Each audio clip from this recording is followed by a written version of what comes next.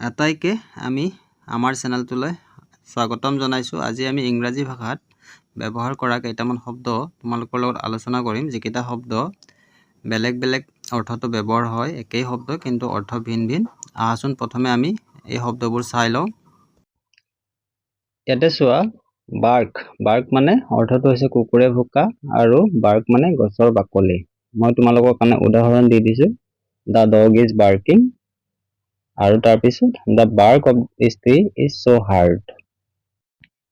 ইয়াৰে পাছৰ শব্দটো লৈ আহিছোঁ আমি। শব্দটো হৈছে ৱেল। ৱেল মানে কোৱা বা খাদ, আৰু আনটো অৰ্থ হৈছে ভাল অৱস্থা। এতিয়া আমি উদাহৰণ চাইছোঁ। ইয়াতে চোৱা, উদাহৰণ উই collect water from A well. তাৰপিছত আছে হি কেন talk in English very well. তোমালোকে ধৰিব পাৰিছানে ৱেল শব্দটো কেনেদৰে ইউজ হৈছে? তাৰ পিছৰ শব্দটো লৈ আমি আহিছোঁ। আমি এইবাৰ লোৱা শব্দটো হৈছে ৱাটচ। ইয়াতে ৱাটচ মানে মনোযোগেৰে চোৱা, আৰু আনটো ৱাটচ মানে হৈছে হাত ঘড়ী।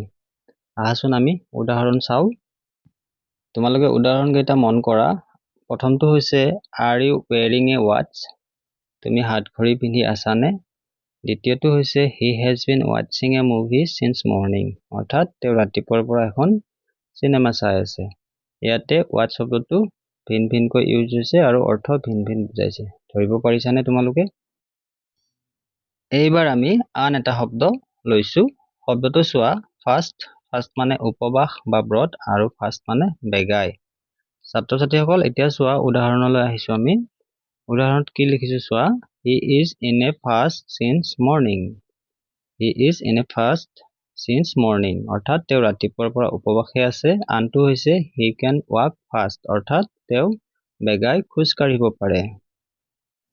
এইবাৰৰ শব্দটো তোমালোকে চোৱা। শব্দটো হৈছে বেট। বেট মানে আমি আটাই জানো বাদুলি, আৰু আনটো বেট হৈছে ক্ৰিকেট বেট বা বেছবলৰ বেট, নহয় জানো?